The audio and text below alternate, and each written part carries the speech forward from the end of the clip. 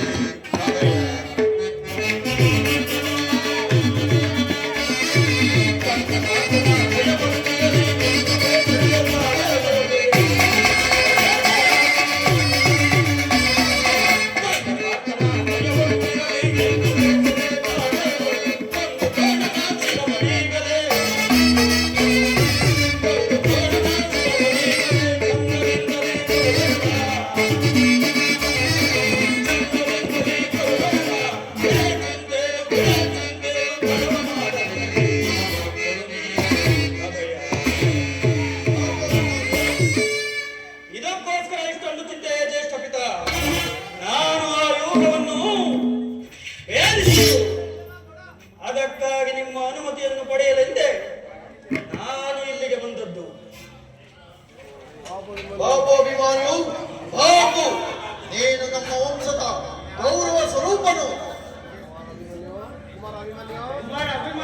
ದೊಡ್ಡಪ್ಪ, ಈ ಕೆಲಸ ನಿನ್ನಿಂದ ಆಗತಕ್ಕದ್ದಲ್ಲ.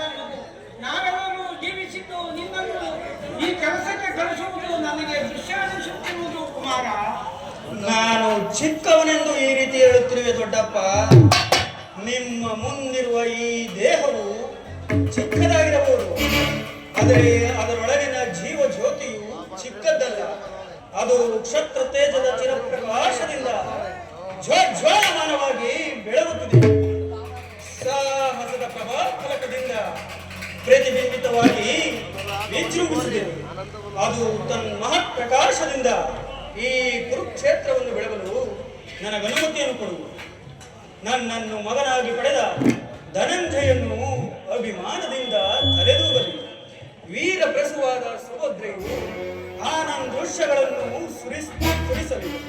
ಯೋಗ್ಯಾವಸಾರವು ದೊರೆತಾಗ ಧೈರ್ಯದಿಂದ ಹೋರಾಡಿ ಕೀರ್ತಿಶಾಲಿಯಾಗುವುದು ಶತ್ರುದ ನೇಮ. ಅದನ್ನು ಬಿಟ್ಟು ಶತ್ರುವಿನ ನಾಶಕ್ಕಾಗಿ ಹಿಡಿದ ಖಡ್ಗದಿಂದ ಅಡಿಗೆ ಮನೆಯಲ್ಲಿನ ಕಾಯಿ ಪಲ್ಯಗಳನ್ನು ಕತ್ತರಿಸಿ ಕುಳಿತುಕೊಳ್ಳುವುದಕ್ಕಲ್ಲ ದೊಡ್ಡಪ್ಪ, ಕತ್ತರಿಸಿ ಕುಳಿತುಕೊಳ್ಳುವುದಕ್ಕಲ್ಲ. ನಾನು ತಾಯಿಯ ಗರ್ಭದಲ್ಲಿರುವಾಗಲೇ ಆ ವ್ಯೂಹವನ್ನು ಭೇದಿಸುವ ಉಪಾಯವನ್ನು ಬಲ್ಲೆನು. ಅದನ್ನು ಉಪಯೋಗಿಸುವ ಅವಕಾಶವು ಈಗ ದೊರೆತಿರುವುದು. ಅದನ್ನು ವ್ಯರ್ಥ ಮಾಡಬೇಡ. ನನಗೆ ಅನುಮತಿಯನ್ನು ಕೊಡು. ಆಗ ತಿಳಿಯುವೆ ಪ್ರಾರ್ಥನಂತ ಕುಮಾರ ಅಭಿಮಾನ್ಯು, ನಿನ್ನ ಇಚ್ಛೆದಂತೆ ಆಗಲಿ. ಅಭಿಮಾನಿವಿನ ಪ್ರಾರ್ಥನೆಯನ್ನು ನಿರಾಕರಿಸಬೇಡ. ನಾವು ಸೈನ್ಯ ಸಮೇತರಾಗಿ ಅಭಿಮಾನಿವಿಗೆ ಸಹಾಯವಾಗಿ ನಿಲ್ಲುವೆನು. ಅಭಿಮಾನಿವು ಚಕ್ರವ್ಯೂಹವನ್ನು ಬೇಯಿಸಿದೊಡನೆ ನಾವು ಸೈನ್ಯ ಸಮೇತರಾಗಿ ಒಳಗೆ ನುಗ್ಗಿ ಚಿತ್ರವಾಗಿ ಮಾಡಿ ಬರುವೆವು.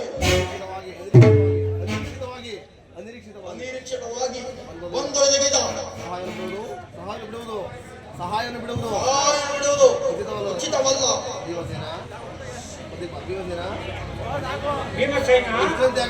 ನಿನ್ನ ಇಷ್ಟದಂತೆ ಆಗಲಿ. ಈ ಪ್ರಿಯ ಬಾಲಕನ ಪ್ರಾಣವನ್ನು